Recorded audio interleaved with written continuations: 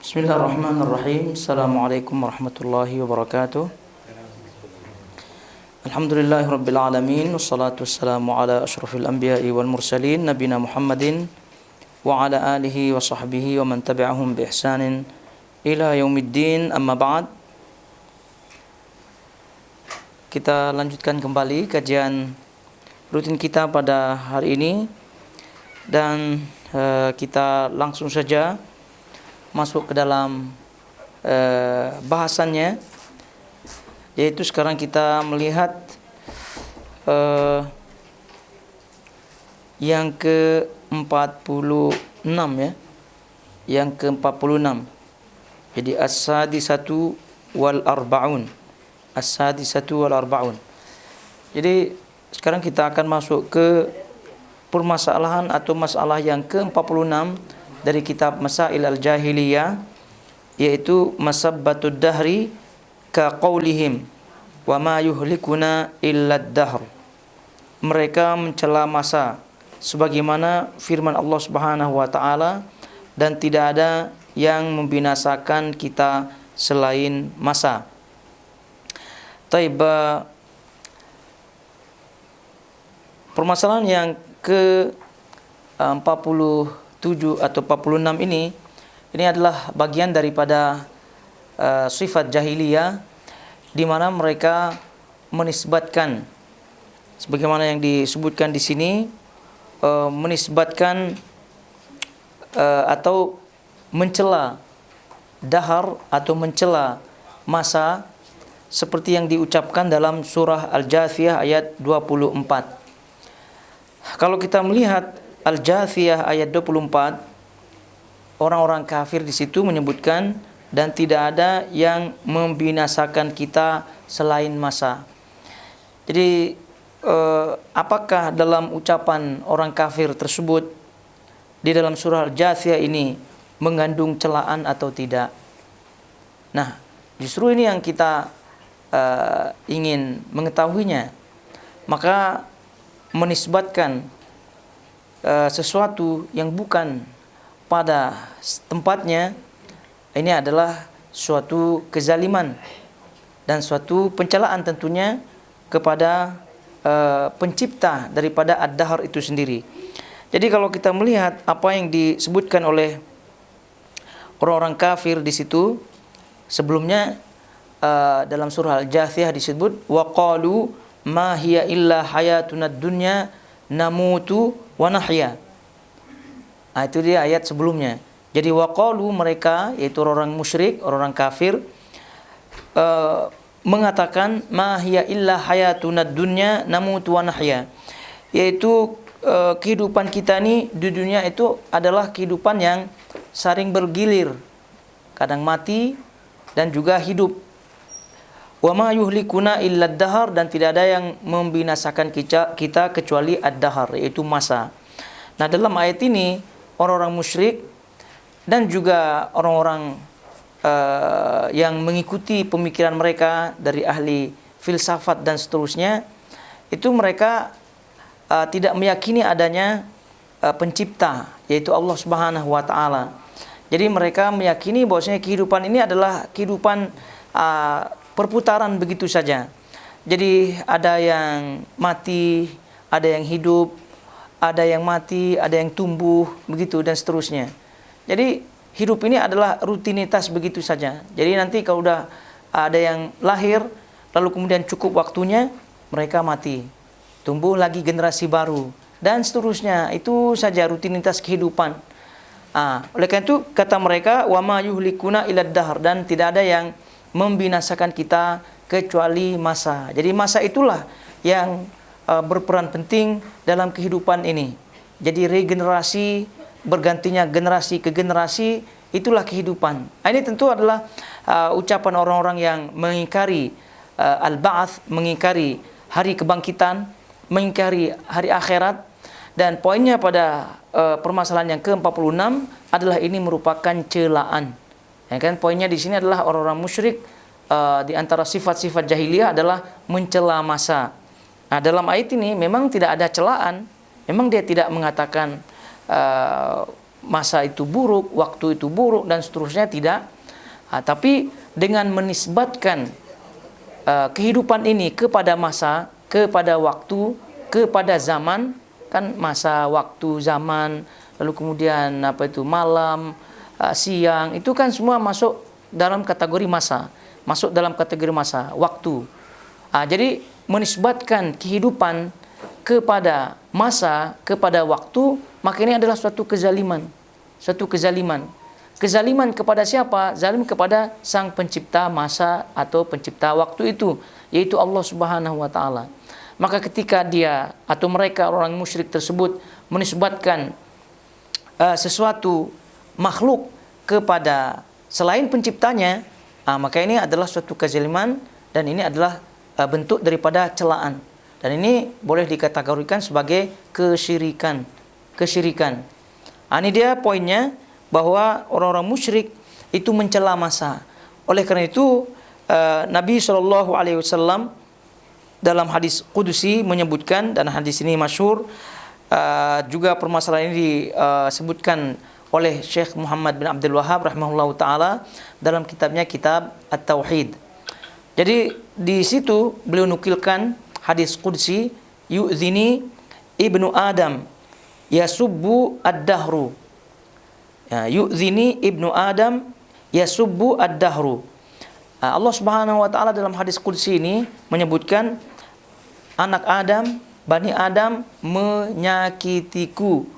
Yasubbu ad-dahra, dengan mencela masa, Anak Adam, kata Allah Subhanahu wa taala dalam hadis Qudsi, yaitu mencelaku dengan menyakitiku dengan mencela masa, Nah, tentu lanjutannya ada ya. Lanjutannya hadis tersebut, yu'dhini ibnu Adam yasubbud dahru wa ana ad-dahru. Dan akulah ad-dahru. Akulah masa itu. Biadi al-amru uqallibul laila wan nahar. Di tanganku uqallibul laila wan nahar. Aku membolak-balikkan malam dan siang. Ini hadisnya, hadis lengkapnya. Oleh karena itu hadis ini perlu kita baca dengan lengkap sehingga memahami hadis ini dengan pemahaman yang benar. Karena ada sebagian tergelincir ya dalam pemahaman terhadap hadis ini. Jadi hadis ini kita ulangi, kata Allah Subhanahu wa taala melalui hadis Qudusi ini, yu'dhini ibnu Adam.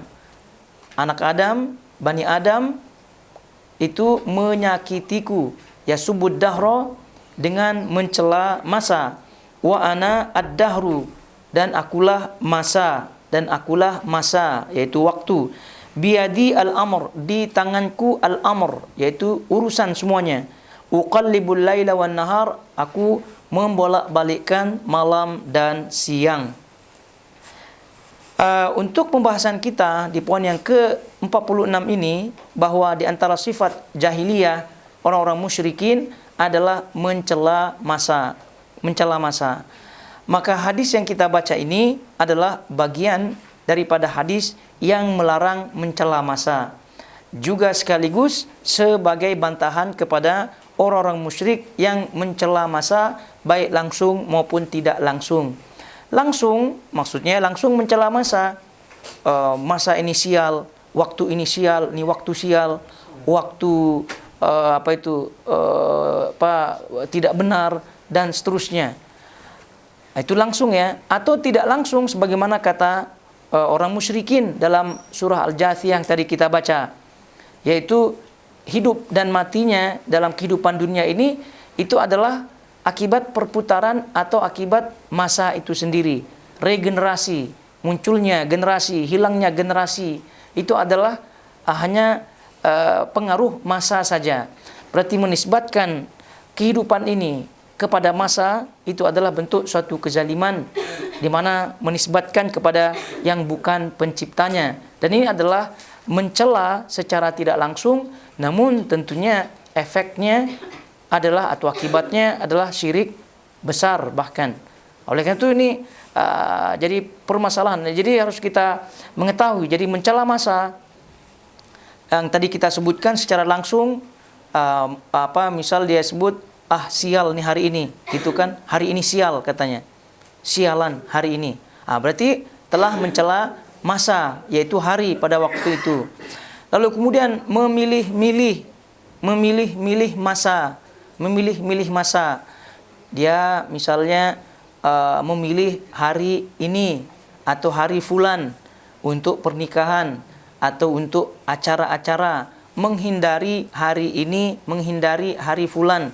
Nah, hindaran-hindaran tersebut, lalu kemudian pilihan-pilihan tersebut tanpa ada dalil yang menyertainya, yang mendasarinya, ini juga bagian daripada mencela masa. Jadi menghindari tanggal tertentu, menghindari tanggal 13, menghindari terkait dengan waktu, maka ini adalah bagian daripada mencela masa. Karena tidak ada dalam masa satupun, baik hari maupun malam maupun tanggal maupun apa saja yang terkait dengan waktu, tidak ada yang sial, tidak ada yang buruk, tidak ada yang mengandung kesialan, keburukan, dan tidak ada. Karena pada dasarnya yang pernah kita yakini daripada pembahasan takdir adalah seluruh ciptaan Allah Subhanahu wa taala semuanya baik. Sedang masa ini adalah ciptaan Allah. Malam, siang, tanggal apa saja, itu semuanya adalah ciptaan Allah Subhanahu wa taala. Maka tidak ada di antara makhluk Allah Subhanahu wa taala yang buruk. Jadi oleh karena itu jenis-jenis mencela ini harus kita fahami. Langsung mencela tadi, menyebut sialan, menisbatkan masa ini kepada kehidupan, memilih itu tadi tanpa dasar waktu, tanggal, dan seterusnya. Itu adalah bagian daripada mencela itu sendiri. Ini yang pertama. Kemudian yang keduanya, hadis ini, kita kembali kepada hadis ya. Kata Allah Subhanahu wa taala dalam hadis qudsi ini, yu'dzini ibnu Adam. Anak Adam menyakitiku dengan cara apa? Yasubbud dahra. Mereka mencela masa. Jadi kita pahami maksud masa ya seluruh berkaitan dengan waktu, siang, malam, tanggal, apa semuanya itu seluruhnya adalah masa. Ya, artinya bukan masa tertentu, tahun tertentu, tidak. Pokoknya semuanya, bulan, tahun, hari, jam, apa semua itu masuk bagian daripada masa. Nah, di sini menyatakan Allah itu tersakiti dengan anak Adam ketika anak Adam mencela masa. Jadi ini juga bagian daripada yang dibahas ya ketika menyebutkan hadis ini, karena supaya tidak salah paham. Jadi setiap sifat yang dikhabarkan oleh Allah Subhanahu wa taala sebagai sifatnya, sebagai yang disandarkan kepada sifatnya melalui hadis-hadis yang sahih, ya tentu kaidahnya yang pernah kita sebutkan, kita harus tetapkan. Di sini ada sifat tentunya yang dikhabarkan oleh Allah Subhanahu wa taala, yaitu berupa tersakiti. Yu'dzini ibnu Adam. Anak Adam menyakitiku, berarti tersakiti. Nah, ini apakah kita tetapkan Allah itu tersakiti apa tidak? Maka sesuai dengan kaidah, ya tentu ditetapkan ya. Jadi apakah Allah tersakiti atau tidak? Ya, tersakiti. Lalu kemudian selanjutnya ada yang berpikir lagi, bukankah yang tersakiti ini adalah suatu sifat yang lemah? Kalau tersakiti kan misal kita tersakiti, perasaan kita tersakiti, begitu kan? Itu kan menandakan kelemahan, atau bahasa kita baper ya, bawa-bawa perasaan. Itu kan akibat tersakiti. Itu kan apakah benar kalau Allah Subhanahu wa taala kita nisbatkan kepadanya tersakiti? Itu dia. Oleh karena itu kembali kepada kaidah juga bahwa harus mencermati atau memahaminya dengan menyeluruh. Ya tentu dengan melihat keterangan-keterangan para ulama di situ. Oleh karena itu para ulama menjawab, perlu dibedakan antara tersakiti dengan tersakiti dengan mudarat, mendapatkan mudarat. Jadi mudarat maknanya apa? Keburukan ya, atau kerugian gitu. Jadi dibedakan antara tersakiti dengan kerugian. Nah, sifat pada makhluk umumnya ya, keumumannya atau semuanya itu paket lengkap. Apabila tersakiti, maka sudah otomatis dia rugi, dia dirugikan baik zahir maupun batin. Ketika seorang itu tadi kita sebutkan baper ya, bawa perasaan, awalnya tersakiti, tapi dia perasaannya sudah lemah, lalu kemudian dia pikir panjang, berarti itu dia dirugikan, itu tidak, sampai dia tidak boleh tidur, tidak bisa tidur dia, lalu kemudian dia akhirnya pergi ke curhat kemana-mana begitu kan, lalu kemudian orang yang dicurhati itu juga mengkompor-kompori, memanas-manaskan, iya ya memang orang itu begitu, akhirnya api pun muncul. Ini berarti ada kerugian di dalamnya, itu tidak. Jadi ketika manusia lah ya, tersakiti, maka sifat manusia tidak hanya sampai tersakiti, tapi dia dirugikan. Tersakiti, lalu kemudian dirugikan. Itu kebanyakan kita. Karena yang namanya udah masuk hati, maka bahasa kita jangan dimasukkan dalam hati lah. Berarti kalau masuk dalam hati berarti dia serius, lalu kemudian ada dampaknya, yaitu dirugikan tadi. Nah, bagi Allah Subhanahu wa taala itu tidak. Jadi Allah Subhanahu wa taala tersakiti namun tidak dirugikan. Tidak ada kerugian sedikit pun bagi Allah Subhanahu wa taala. Kenapa? Karena ada hadis-hadis yang lain bahwa Allah Subhanahu wa taala nyatakan manfaat apapun tidak akan sampai kepada Allah Subhanahu wa taala, dan mudarat apapun tidak akan sampai kepada Allah Subhanahu wa taala. Itu sudah jelas hadisnya. Jadi manfaat tidak akan sampai kepada Allah, lalu kemudian mudarat pun sama juga, tidak akan sampai kepada Allah. Mananya kalau dah mudarat tidak sampai kepada Allah, berarti hal-hal yang bentuknya merugikan, baik langsung maupun tidak langsung, baik berat maupun tidak berat, ringan dan seterusnya, itu tidak akan sampai kepada Allah Subhanahu wa taala. Sebab itulah sedekah kita, kebaikan-kebaikan kita dan seterusnya itu kan pada hakikatnya untuk kita, tidak akan sampai kepada Allah Subhanahu wa taala. Maksudnya tidak akan bermanfaat sedikit pun kepada Allah Subhanahu wa taala. Jangan ada sebagian yang berpikir mentang-mentang dia rajin tahajud, mentang-mentang dia banyak sedekahnya, lalu kemudian dia berpikir bermanfaat bagi Allah. Tidak. Justru dia bermanfaat untuk dirinya. Begitu juga dengan mudarat. Jadi mudarat itu tidak akan sampai kepada Allah Subhanahu wa taala. Itu dari sini kita ketahui. Oleh karena itu dalam memahami suatu nas, maka harus dibaca secara keseluruhan. Jadi ketika kita membaca yu'zini ibnu Adam, Allah mengkhabarkan bahwa anak Adam menyakitinya, maka kita baca juga hadis yang tadi bahwa manfaat dan juga mudarat tidak sampai kepada Allah Subhanahu wa taala. Maka penetapan kita, tadi kan kita sebutkan, kita tetapkan sifat Allah itu tersakiti. Kita ketika menetapkan, kita ingat bahwasanya tersakitinya Allah Subhanahu wa taala tidak sama dengan tersakitinya makhluk. Kalau tersakitinya makhluk, maka itu dah confirm mudarat bagi makhluk tersebut, dirugikanlah tadi kita sebutkan. Tapi kalau Allah Subhanahu wa taala hanya tersakiti, tapi tidak ada mudarat sedikit pun bagi Allah Subhanahu wa taala. Maka kalau kita faham hal ini, justru ini adalah sifat yang menunjukkan sifat kesempurnaan bagi Allah Subhanahu wa taala. Bukan sifat yang tercela sebagaimana pikiran awal kita tadi. Karena pikiran awal kita tadi kan, kalau kita menetapkan sifat tersakiti bagi Allah Subhanahu wa taala kan itu tercela namanya. Mana sama dengan sifat makhluk yang tadi baper, yaitu bawa-bawa perasaan. Gitu kan? Rupanya tadi penjelasannya bahwa makhluk itu baper tadi plus mudarat. Tadi udah pasti. Lalu kemudian kalau Allah Subhanahu wa taala itu sampai tersakiti saja. tapi tidak ada mudarat di dalamnya. Dan ini adalah sifat sempurna tentunya bagi Allah Subhanahu wa taala, yaitu bahwasanya Allah tersakiti. Allah tersakiti. Allah maknanya tidak suka tersakiti ketika Bani Adam atau anak Adam mencela masa tersebut. Dan ini sebagai peringatan tentunya, sebagai peringatan.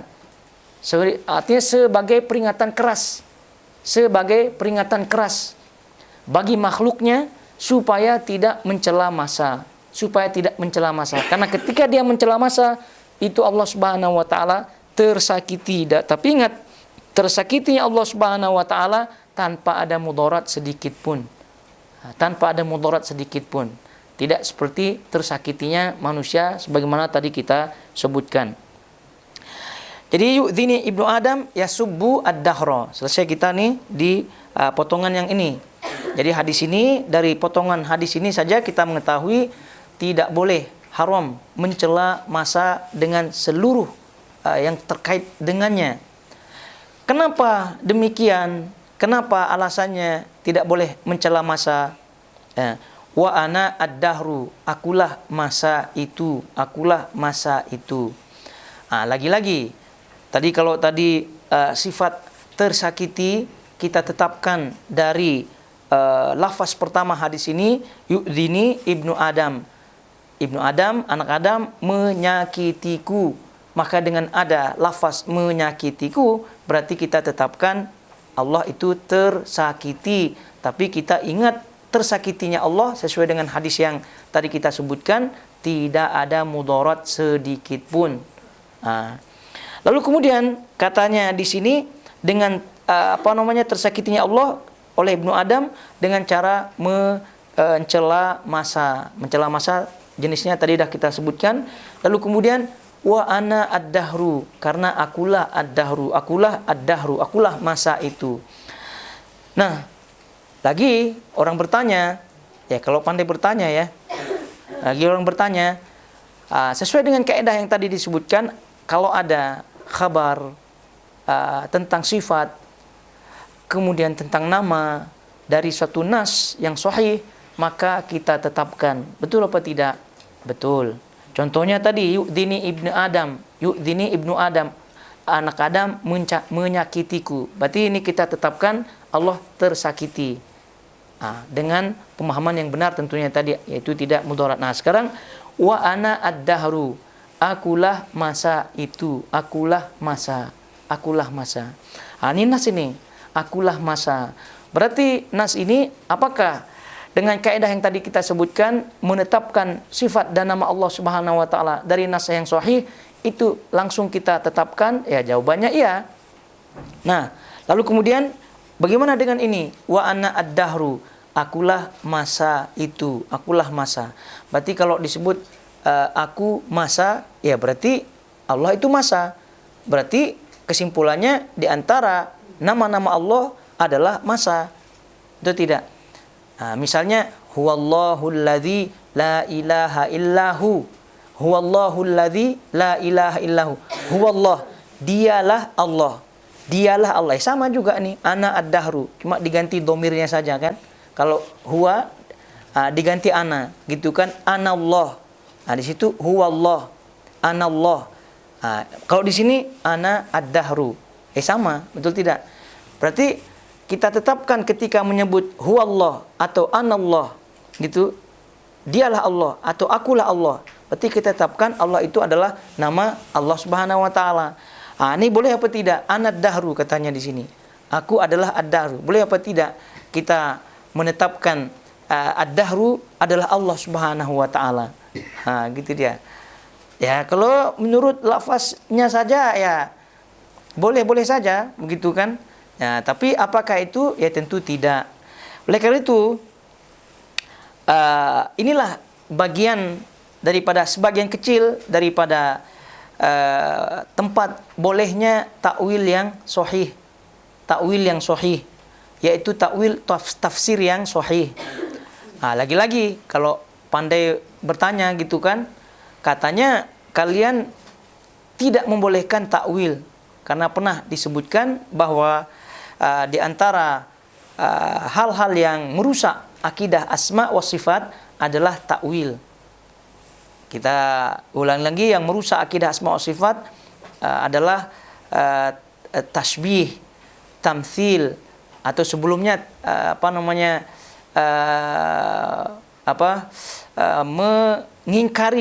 mengingkari, menyerupakan Allah Subhanahu wa taala dengan makhluknya. Kemudian takwil, takwil, tahrif dan seterusnya.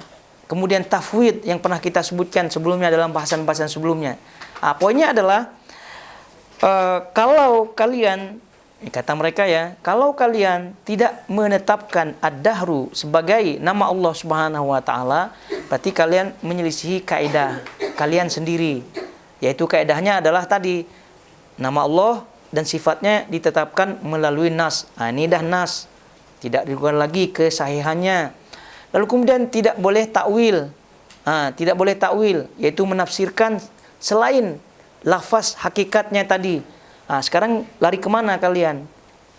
Gitu kan? Maka dijawab, ya kita tetapkan nama dan sifat Allah Subhanahu wa taala berdasarkan nas yang sahih, dan ini sahih betul. Lalu kemudian yang kedua, ya kita tidak boleh mentakwil, tapi mentakwil yang tidak ada dasarnya, mentakwil yang tidak sahih, yang tidak ada dasarnya. Lalu kita sekarang di sini boleh mentakwil, kenapa? Karena ada dasarnya. Dasarnya apa? Dasarnya adalah keterangan dari hadis ini sendiri, yaitu keterangan kesempurnaan daripada hadis ini. Karena hadis ini tidak titik ya. Kalau titik ya mungkin kita mencari-cari lagi di nas-nas yang lain, gitu kan, agak susah. Tapi rupanya ini koma saja, koma. Wa ana ad-dahru, koma, tidak titik. Kemudian kalau koma berarti ada lafaz berikutnya sebagai pelengkap, betul tidak? Yaitu katanya biyadi al-amr, di tanganku semua urusan. Uqallibul laila wan nahar, aku membolak-balikkan malam dan siang. Malam dan siang tadi dah di awal kita sebutkan, tidak lain tidak bukan itulah masa. Itulah masa. Nah, dari sini dah agak adalah titik-titik terang kan? Tidaklah gelap-gelap sekali. Ya, dah ada titik terang. Kalau di sini pelengkap daripada hadis ini yang terakhir, lafaz terakhir, di tanganku semua urusan, maknanya Allah lah yang mengatur semuanya. Uqallibul laila wan nahar, akulah yang membolak-balikkan malam dan siang. Berarti malam dan siang ini adalah masa. Ini adalah masa itu sendiri. Lalu balik kepada lafaz wa ana ad-dahru, akulah ad-dahru, berarti ini adalah satu kalimat yang mesti ditakwil dengan dasar penyempurna kalimat akhir daripada hadis ini. Tadi kita sebut kalau wa ana ad-dahru kemudian titik, tidak ada penyempurna kalimatnya, mungkin saja kita mati kutu ya. Kita mati kutu lah, karena termakan oleh kaidah sendiri, gitu kan. Tapi rupanya kutunya masih hidup. Ya, karena koma dia. Maka penyempurna daripada kalimat hadis yang terakhir ini, itulah yang mengharuskan kita untuk mentakwil daripada makna ana ad-dahru tadi. Jadi dari kalimat terakhir daripada hadis tadi, Allah lah yang pemegang urusan, yang mengatur kita semua, betul tidak? Dan dialah yang membolak-balikkan masa, yaitu malam dan siang. Nah, berarti dimaknai anad dahru, akulah masa, yaitu yang di dalamnya adalah malam dan siang. Maknanya di situ adalah ana khaliqu ad-dahri. Ana khaliqu ad-dahri. Jadi akulah khaliq, pencipta ad-dahru. Lalu mana khaliqnya? Kan tidak ada di situ. Kan disebut wa ana ad-dahru saja. Nah, inilah keunikan daripada bahasa Arab. Bahasa Arab itu ada istilah, ya kalau belajar i'rab ada istilah takdir ya. Takdir bukan takdir yang kita bahas sebagai takdir qadar, itu tidak. Takdir maknanya ada suatu kalimat atau suatu baris atau suatu i'rab dan seterusnya yang ditakdirkan, maknanya yang disebut dalam hati tapi tidak disebut. tidak disebut. Nah, itu dia, tidak disebut. Jadi itu banyak berlaku di di kalimat-kalimat Arab. Dia disebutkan itu, misalnya itu apanya? Ya, kalau udah ditunjuk berarti itu yang ditunjuk depannya, misalnya rumah dan seterusnya. Atau misalnya dia sebutkan ini rumah atau disebutkan rumah gitu kan, rumahnya apa? Ada kalimat-kalimat yang dia dia tidak sebutkan, tapi pada hakikatnya kalimat tersebut sudah mafhum kepada orang yang mendengarnya. Sudah mafhum kepada orang yang mendengarnya. Itu udah biasa. Di bahasa Arab itu sudah biasa. Ini wa ana ad-dahru, akulah masa. Dengan adanya penyempurna daripada kalimat hadis yang terakhir, itu sudah dimafhumi. Bagaimana mungkin gitu kalau kita menetapkan bahwasanya ad-dahru atau masa itu adalah Allah itu sendiri, lalu kemudian di akhir hadis mengatakan akulah yang membolak-balikkan masa. Ini kan tidak nyambung. Bagaimana dalam satu hadis menetapkan nama dia itu adalah dahru, lalu kemudian namanya itu dibolak-balik olehnya. Gimana? Kan tidak nyambung kan? Jadi oleh karena itu ya hadis anad dahru itu harus ditakwil. Maknanya dimaknai dengan kesesuaian hadis yang di belakangnya tadi, yang di penyempurnya tadi. Karena berat konsekuensinya kalau menyebutkan ad-dahru sebagai Allah itu sendiri, lalu kemudian bagaimana? Uqallibul laila wan nahar, kata Allah. Akulah yang membolak-balikkan malam dan siang. Nah, malam siang ini adalah ad-dahru. Kan tidak nyambung. Bagaimana? Pencipta, sang pencipta sebagai subjek ya, sebagai pelaku ya, yang menciptakan, tapi dalam waktu yang sama dia sebagai objek, dia sebagai makhluk yang dibolak-balikkan. Gimana itu? Tidak nyambung. Nyambung kan? Jadi pada waktu yang sama dia pencipta, pada waktu yang sama dia pula yang diciptakan, yang dibolak-balikkan begitu. Ini kan tidak nyambung. Jadi oleh karena itu anad dahru di sini itu dimaknai sebagai ana khaliqu ad-dahra atau ad-dahri. Akulah pencipta daripada ad-dahru. Oleh karena itu karena aku pencipta ad-dahru, dialah Allah Subhanahu wa taala pencipta ad-dahru, dialah yang membolak-balikkan ad-dahru itu sendiri, yaitu malam dan siang. Malam dan siang. Oleh karena dialah yang menciptakan masa itu, maka tidak boleh hukumnya mencela masa dengan segala macam bentuknya yang tadi kita sebutkan di awal. Itu jawabannya yang pertama. Kemudian jawaban yang kedua, daripada tidak sahnya menamakan Allah Subhanahu wa taala sebagai ad-dahru, atau bahasanya tidak boleh memasukkan ad-dahru sebagai asma Allah Subhanahu wa taala. Itu jawaban yang pertama, tadi kita takwil dengan takwil yang sahih. Apa makna takwil yang sahih? Takwil yang sahih maknanya adalah sesuai dengan dalil, sesuai dengan arah dalil. Ini dalam satu nas kan sudah jelas arahnya. Sudah jelas arahnya. Maka inilah yang disebut dengan takwil yang sahih. Berarti tuduhannya tadi kita termakan dengan kaidah sendiri, itu keliru. Kemudian jawaban yang kedua terkait dengan anad dahru, tidak sah memasukkan ad-dahru sebagai nama Allah Subhanahu wa taala. Itu bahwa jawaban kedua ya, bahwa nama Allah Subhanahu wa taala itu adalah nama yang diambil dari kalimat bahasa Arab yang jenisnya mushtaq. Kalau belajar bahasa Arab, ada kalimat bahasa Arab itu ada dua ya, ada mushtaq, ada jamid namanya. Ada mushtaq, ada jamid. Apa yang disebut dengan mushtaq? Mushtaq maknanya yang memiliki akar kata. Dari akar kata tersebut itu muncul kata-kata yang lain. Misal Muhammad. Muhammad ini isim mushtaq namanya. Muhammad. Dari Muhammad ini ada Hamid, ada Mahmud, ada Hamd. Itu ha mim dal, itulah akarnya. Ha mim dal itu akarnya, asalnya. Dari ha mim dal ini muncul ada Hamid tadi, ada Mahmud, ada Ahmad, ada alhamdu. Itu banyak kan? Maka disebut dengan mustaq namanya. Yang memiliki akar kata dan darinya itu muncul kata-kata yang lain. Muncul kata-kata yang lain. Contohnya misalnya syakir.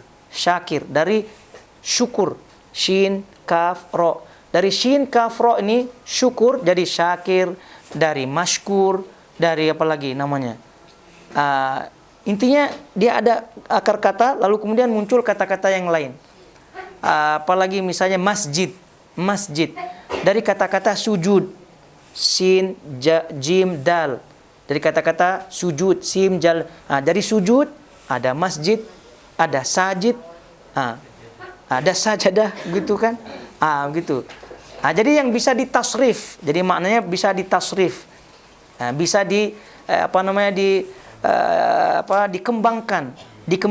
Jadi kalau ada yang belajar tasrif, itu pahamlah ini. Ada zahaban, zahibun, dan seterusnya. Itu dia. Jadi yang ada akar katanya yang bisa muncul kata-kata yang lain daripadanya. Itu namanya mustaq. Kalau jamid tidak. Dia tidak ada akar kata sehingga tidak bisa muncul kata-kata yang lain. Contoh misalnya asad. Asad. Asad singa. Asad. Asad itu tidak ada akar katanya. Asad ya asad. Sehingga tidak bisa muncul kata-kata yang lain. Misalnya penunggang asad misalnya. Atau apa bahasa tidak ada. Atau penakluk singa apa bahasanya. Tidak ada. Misalnya diambil daripada kata asad tidak ada. Jadi isim jamid yaitu isim yang tidak memiliki atau kalimat yang tidak memiliki akar kata sehingga tidak bisa menyebar darinya kata-kata atau muncul kata-kata yang lain. Nah, nama Allah Subhanahu wa taala tadi kita sebutkan itu dari mustaq. Tidak jamid. Kenapa? Karena nama-nama Allah Subhanahu wa taala itu boleh bisa dikeluarkan daripadanya sifat. Setiap nama Allah Subhanahu wa taala itu muncul daripadanya sifat. Muncul daripadanya sifat, boleh diambil daripadanya sifat. Maka karena boleh diambil daripadanya sifat, maka itulah yang dimaksud dengan isim mustaq tadi. Isim mustaq. Kalau jamid, berarti tidak bisa keluar sifat. Yang namanya jamid tadi kan tidak ada akar katanya, lalu kemudian tidak boleh muncul kata-kata yang lain. Lalu seandainya Allah Subhanahu wa taala diambil dari isim jamid yang tadi kita sebutkan, dari mana akan muncul sifatnya? Nama saja ya, atau bahasanya nama to ya, nama to namanya. Nama to. Nama saja. Nama saja. Tapi daripada jamid, nama saja. Lalu kemudian karena dia dari jamid, tidak ada akar katanya, tidak bisa muncul kata-kata yang lain, berarti tidak ada sifatnya. Tidak bisa diambil sifatnya. Misalnya tadilah hajar, batu ya, hajar, batu. Atau asad yang tadi kita sebutkan, itu isim jamid. Sifatnya apa? Tidak bisa diambil dari kata alif, sindal, itu tidak ada. Kalau sifat yang lain, bolehlah misalnya singa. Di antara sifatnya adalah berani. Tapi kan berani itu kan tidak diambil dari nama itu, alif, sindal, tapi diambil dari kata yang lain. Misalnya syuja', misalnya shin, jim, ain. Kan jauh itu, alif, sindal dengan berarti dia memerlukan kata lain untuk memberikan sifat kepadanya di luar daripada nama tersebut. Ini tidak demikian bagi Allah Subhanahu wa taala. Dari nama tersebut itu sudah dikeluarkan daripadanya sifat. Kenapa? Karena namanya itu adalah isim mustaq. Namanya mustaq. Maka kalau kita lihat Ar-Rahman, itu nama Ar-Rahman. Sifatnya apa? Rahmat. Kan itu ro, ha, mim. Ar-Rahman, ro, ha, mim. Rahmat, ro, ha, mim. Rahim, ro, ha, mim. Semua ro, ha, mim, ro, ha, mim. Berarti itu mustaq. Dari namanya confirm diambil, dikeluarkan daripada seluruh nama Allah Subhanahu wa taala begitu. Nah, kalau jamid maka tidak akan bisa diperlakukan seperti itu. Karena tidak bisa diperlakukan seperti itu, berarti tidak mengandung kesempurnaan. Tidak mengandung kesempurnaan. Nah, oleh karena itu, nama Allah Subhanahu wa taala diambil daripadanya mustaq. Nah, ad-dahru, balik kepada ad-dahru, itu isim jamid. Itu isim jamid, bukan mustaq. Ad-dahru masa. Apa asal kata daripada ad-dahru? Tidak ada. da, ha, ro, apa begitu, tidak ada. Jadi ad-dahru ya dahru, sehingga tidak ada asal katanya, maksudnya akar katanya, sehingga tidak mungkin akan muncul kata-kata yang lain diambil, dikeluarkan daripadanya sifat, tidak bisa. Maka ad-dahru ya ad-dahru, tidak ada lagi sifat misalnya duhur atau apa gitu, tidak ada. Jadi karena itu ad-dahru ini isim jamid. Maka dia karena dia isim jamid, maka tentu tidak menjadi asma Allah Subhanahu wa taala. Karena asma Allah semuanya mustaq tadi kita sebutkan, tidak isim jamid. Maka ana ad-dahru dari alasan ini terbantahkan. Jadi tidak sah menyatakan ad-dahru itu sebagai nama Allah Subhanahu wa taala dengan dua alasan tadi. Alasan yang pertama disesuaikan bahasanya, atau kalau mau disebut ditakwilkan dengan kesesuaian akhir hadis yang tadi kita bacakan dalam hadis yang teks hadis sendirinya sudah ada. Uqallibul laila wan nahar, akulah yang membolak-balikkan malam dan siang. Nah, maka dari sini kita harus mentakwil, menafsirkan, menyesuaikan dengan nas yang tadi, karena tidak mungkin sang pencipta ad-dahru masa dalam waktu yang sama dialah sebagai objek yang dibolak-balikkan. Bagaimana mungkin? Dia yang menciptakan, dia pula yang dibolak-balik. Kan tidak mungkin demikian. Maka haruslah ditakwil sebagai penyesuaian. Maka yang sahih adalah ana khaliqu ad-dahra atau ad-dahri. Akulah yang menciptakan masa itu. Itu yang pertama. Kemudian yang kedua adalah karena nama Allah Subhanahu wa taala seluruhnya adalah mustaq. Nah, ad-dahru ini adalah jamid yang tadi kita sebutkan. Tapi kiranya demikian ya, sampai di sini dulu, dan insyaallah kita lanjutkan pada pertemuan depan biidznillah taala pada poin berikutnya. Baik. Wa sallallahu ala nabiyina Muhammad wa ala alihi wasahbihi wasallam. Wassalamualaikum warahmatullahi wabarakatuh.